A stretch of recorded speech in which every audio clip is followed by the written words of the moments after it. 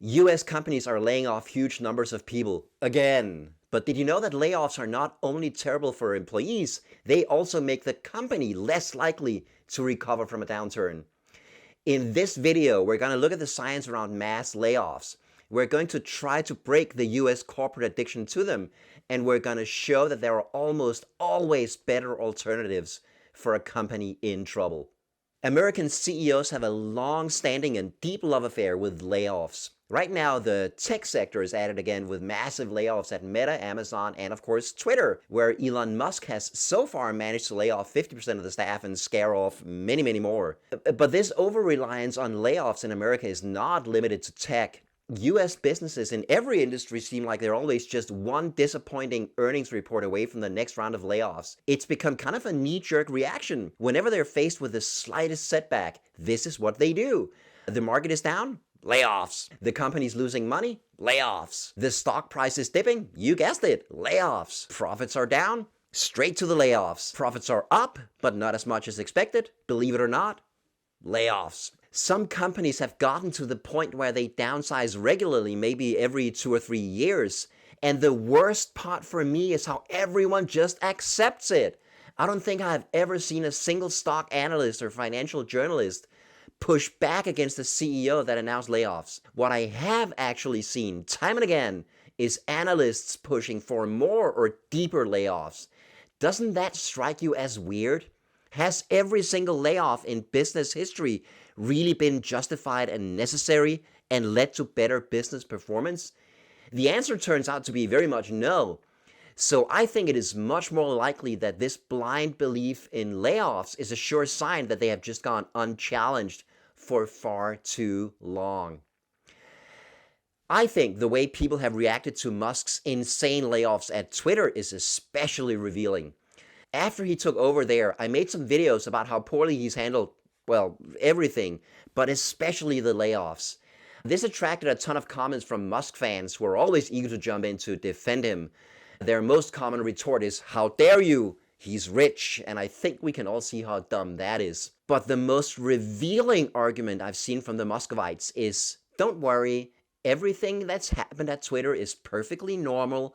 All new CEOs shake things up. Nothing to see here. It's just business as usual. Really?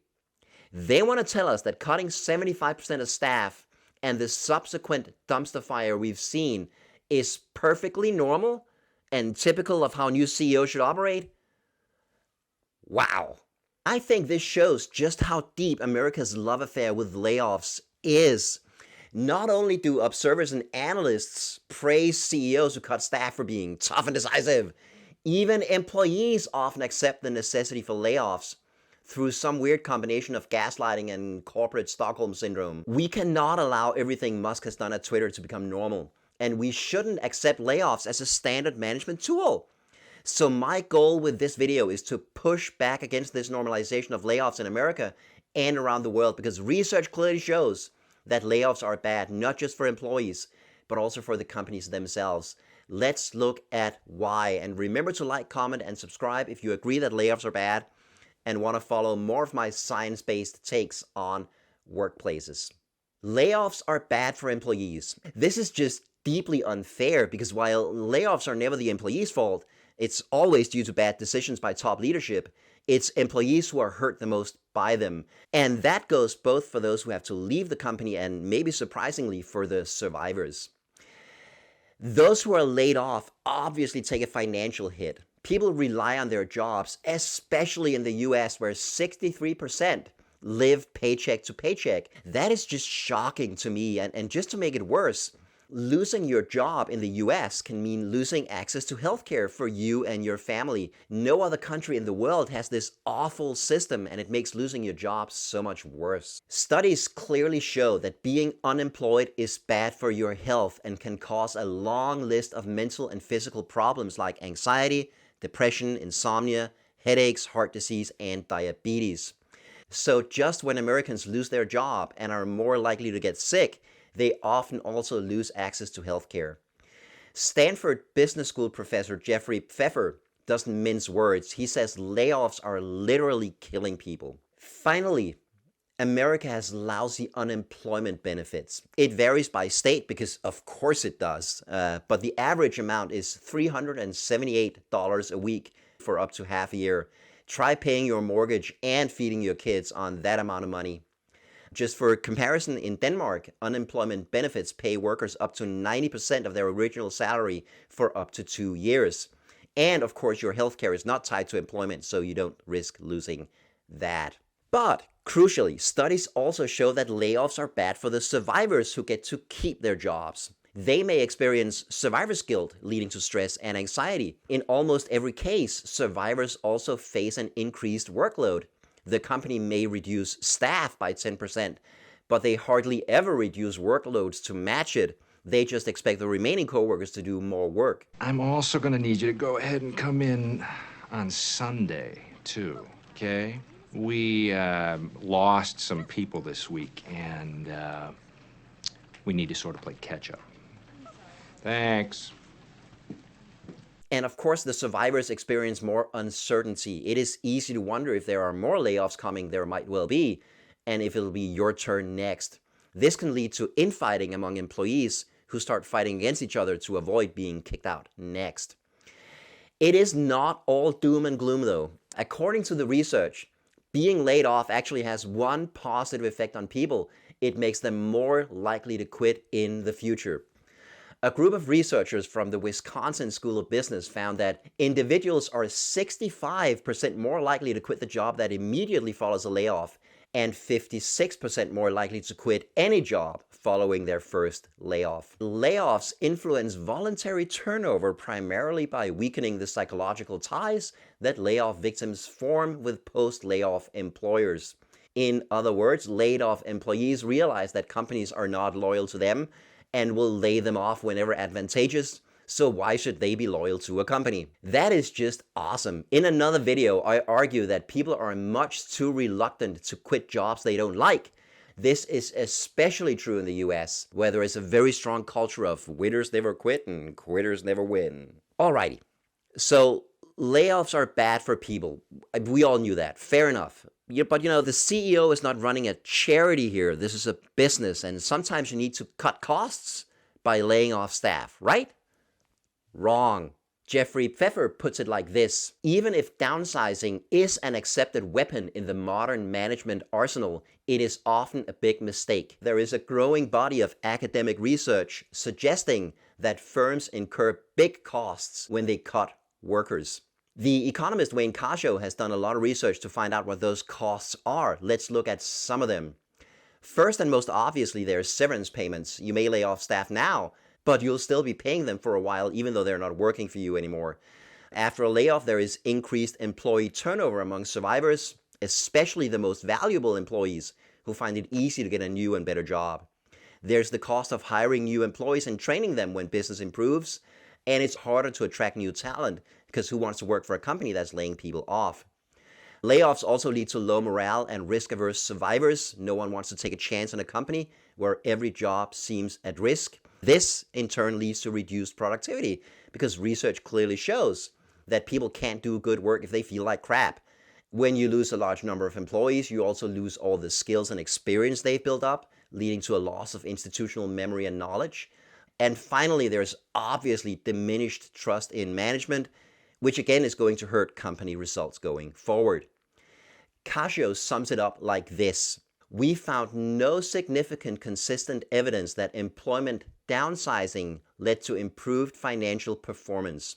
So layoffs are bad for employees, they're bad for the company. But wait, there's more! But layoffs are also bad for a country's economy. A study of 20 OECD economies found that labor productivity growth was higher in economies that had more formal prohibitions against letting go of workers. So when a country makes it easier for companies to lay off huge numbers of workers, it actually hurts the economy. Why is that? Well, because laid off workers spend less money, which further hurts the economy, which leads to more layoffs. This can contribute to the boom-bust cycles we've seen with depressing regularity over the last few decades. So it just makes a lot of sense for a country to create laws that regulate layoffs, and those laws are missing or poorly enforced in America. Okay, So if layoffs or downsizing or furloughs or staff reductions or whatever you want to call them are so bad, why are they so popular in the US? And just to be clear, layoffs are depressingly common everywhere, but they're especially common in America. And we need to stop that attitude from spreading, because it is spreading. Jeffrey Pfeffer says that layoffs have become America's export to the world. At a conference in Stockholm, business executives told me that to become as competitive as America, Sweden needed to make it easier to lay people off. There are daily calls for European countries to follow the US and make labor markets more flexible. Let's not. Why are layoffs such a common tool of failing executives everywhere? Well, first of all, it's just common knowledge among top executives that layoffs are a necessary and effective tool to lower costs and improve company profits. Everyone with an MBA has learned this. It's taught in business schools and is a central tenet of management orthodoxy. It's still wrong though, as the science very clearly shows. But because it's accepted common knowledge, shareholders and market analysts may demand that a company does it, and not all CEOs have the guts to resist. I think part of the problem is that layoffs look great in a spreadsheet. There really are only two ways you can make money in business. You can cut costs or you can increase revenues.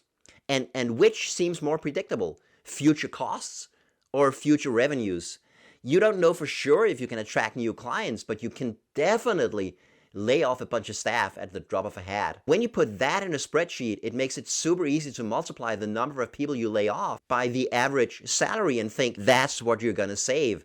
Of course, it only looks good in the spreadsheet if you ignore all of the research pointing to the extra costs that we just covered. But I hear you cry. If layoffs are so terrible for the company's performance, why do all these super smart business executives think they will help?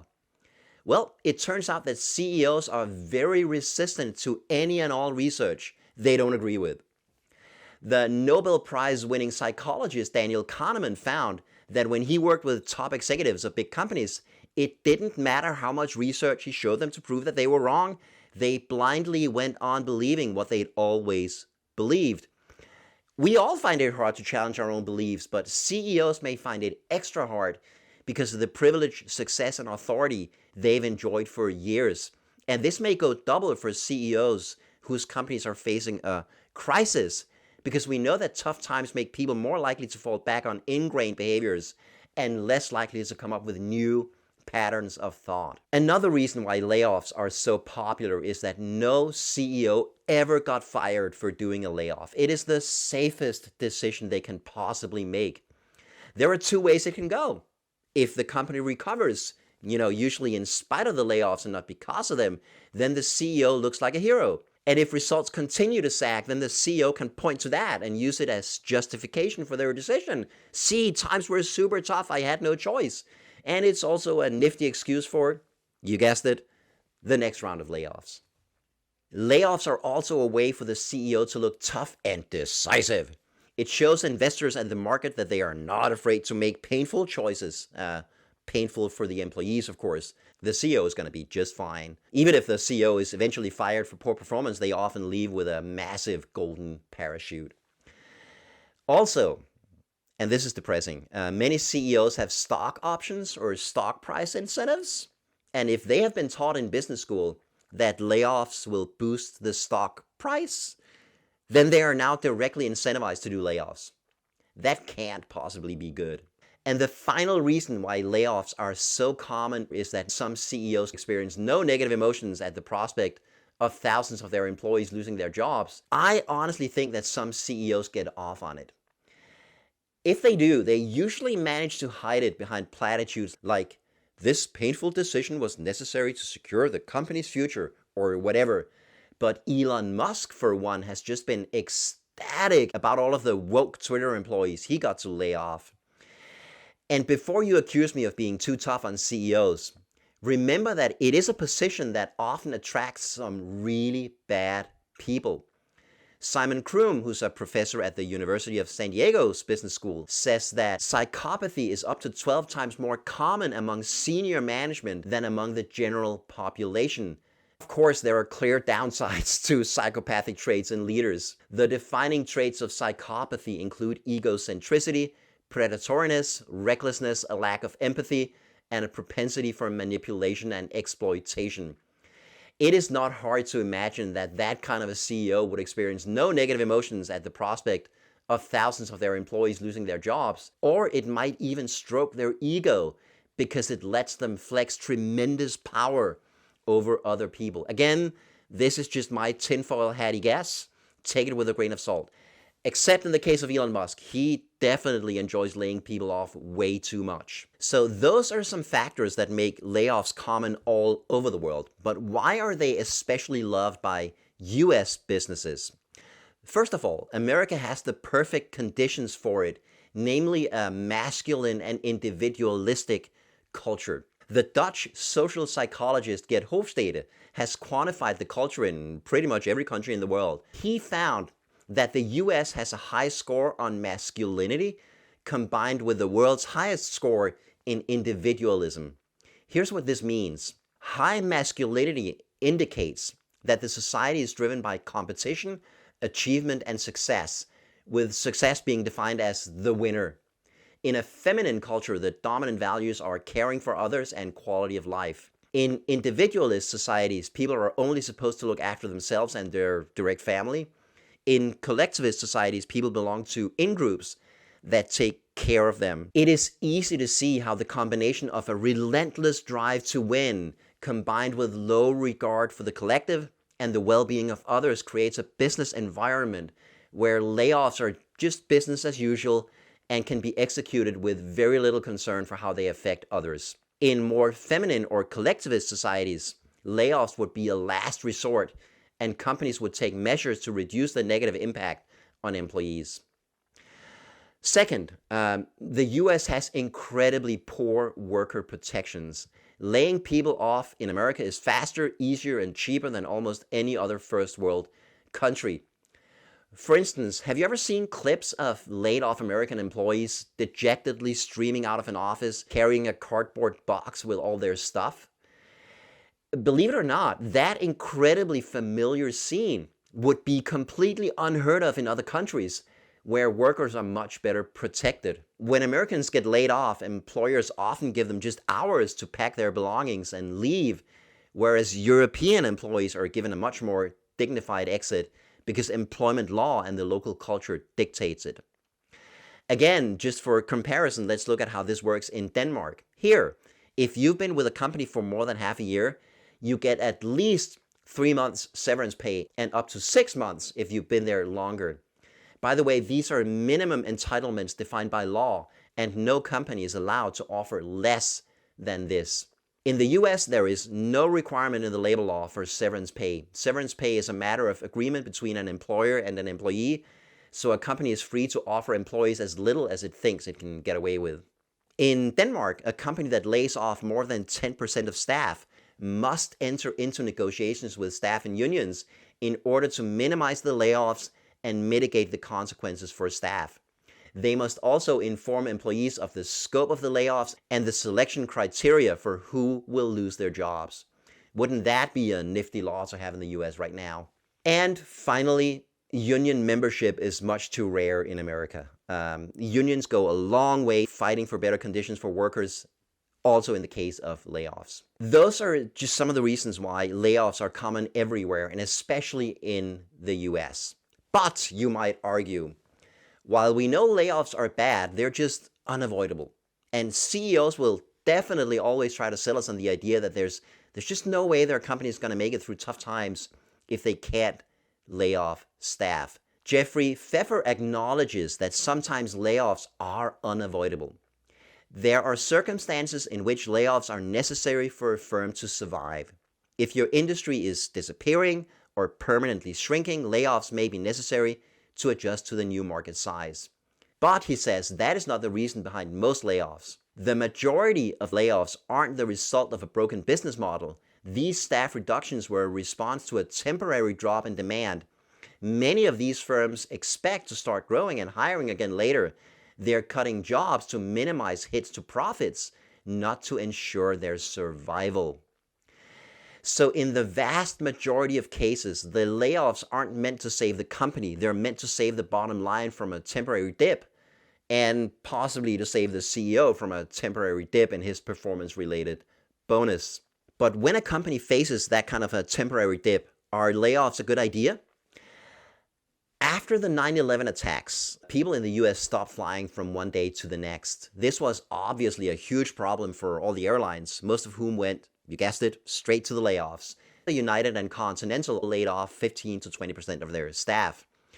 But on the other hand, Southwest Airlines laid off no one, not a single solitary soul. The executives felt an obligation to their staff. They felt layoffs would destroy their culture, and they clearly communicated that they were willing to take a hit to both the profits and the stock price in order to preserve jobs. What happened? Southwest recovered faster from 9/11 than any other US airline. This quote is from a research paper that looked at how US airlines recovered after 9/11. Layoffs after the crisis, while intended to foster recovery, instead inhibited recovery throughout the 4 years after the crisis. Layoffs undermine the positive relationships that are critical for achieving lasting recovery.